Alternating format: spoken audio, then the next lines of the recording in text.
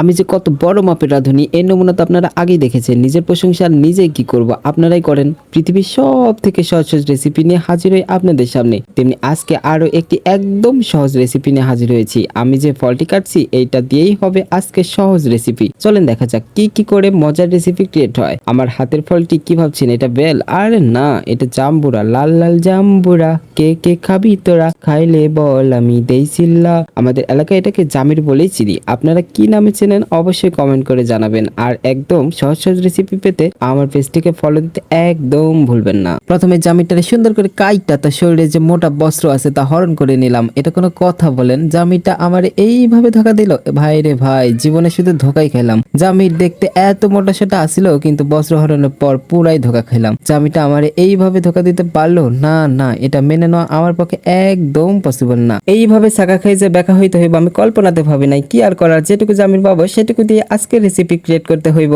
আমি পাক্কা প্রমিস করতেছি নেক্সট টাইমে বেশি বেশি করে নিয়ে এসে আপনাদের দাওয়াত দেবনি। তখন আপনারা চলে আসেন আমার হাতে রেসিপি খাইতে। জামিরটা আমার ধোকা দিলেও তার ব্যবহারখানা ছিল খুবই অমায়িক। কিসের জন্য কথা বলছি জানেন? জামিরটার কালারটা ছিল একদম জম্পেশ, আর এতই সফট আর এতই রসের টইটম্বুর, জাস্ট ওয়াও আর ওয়াও। কি দেখে একদম জিভে জল চলে আসলো, তাই তো? দিমু না, পারলে কিনা খানগা। এখন জামিরের সিজন, বাজারে অনেক উঠছে, পারলে টাকা দিয়ে কিনা খানগা। যে দামের দাম, বাপরে বাপ, কিচ্ছু কিনে খাওয়ার জো নাই। এইটুকু জামির 30 টাকা, ভাবা যায়? আগে তো আমরা মানুষের গাছ থেকে এমনি এমনি পাইরে খাইতাম, আর এখন মানুষ এতই রাক্ষস হয়েছে কেউ কাউরে ফ্রিতে কিছু দেয় না। এই দেখেন, ফ্রির কথা আসতে আবার একটা কথা মনে পড়ে গেল। ভারতের আমরা কত কিছু দেই, ইলিশ, গ্যাস আর কত কি, আর তারা কিছু দিক আর না দিক ফ্রিতে তারা আমাদের জলে ডুবাই মারতে পারে। চোরের মতো রাতের আধারে না বইলে ডুম্বুর বাত খুলে দেওয়ায় বাংলাদেশের মানুষ আজ বন্যায় কত কষ্ট পাচ্ছে। আহারে, মানুষের প্রতি এত নির্দয় হয় কেমনে? তাদের কি মানবিকতা বলতে কিছুই নেই? যে যা করুক ভাই, নিজে ভালো তো জগৎ ভালো। সো আমাদের সবার উচিত যার যার জায়গা থেকে সৎ থাকার।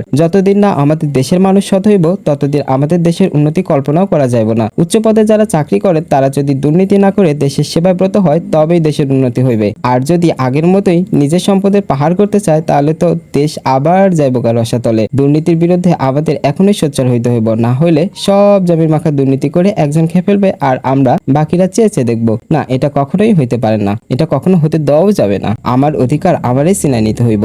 স্বৈরাচারী শাসক গোষ্ঠীর হাত থেকে যখন আমরা ছাত্ররা মিলে দেশকে স্বাধীন করতে পারছি, তখন আমরা নতুন করে স্বপ্নের সোনার বাংলাও গড়ে তুলতে পারবো ইনশাল্লাহ। প্রয়োজন শুধু সৎ সাহস আর আত্মবিশ্বাস। আমরা বাঙালিরা পারি না এমন কোনো কাজও নেই। সেই 1952 সালে ভাষা আন্দোলন থেকে শুরু করে 2024 সাল পর্যন্ত আমরা বীরের পরিচয় দিয়ে আসছি। সো ভয় কিসের? আমাদের এই সুন্দর রেসিপির মতোই বাংলাদেশ সুন্দর হবেই হবে একদিন ইনশাআল্লাহ। আজকের রেসিপিটা আপনাদের কেমন লাগলো অবশ্যই কমেন্ট করে জানাবেন। ওহ, সে টেস্টি ঝাল, নুন আর জামিরের কম্বিনেশনটা জাস্ট ওয়াও আর ওয়াও। আমার পেজটা একদম নতুন, আপনাদের ভালোবাসায় ইনশাআল্লাহ অনেক দূর আগায় যাব। সো অবশ্যই ফলো দিবেন। Bye bye everyone and take care.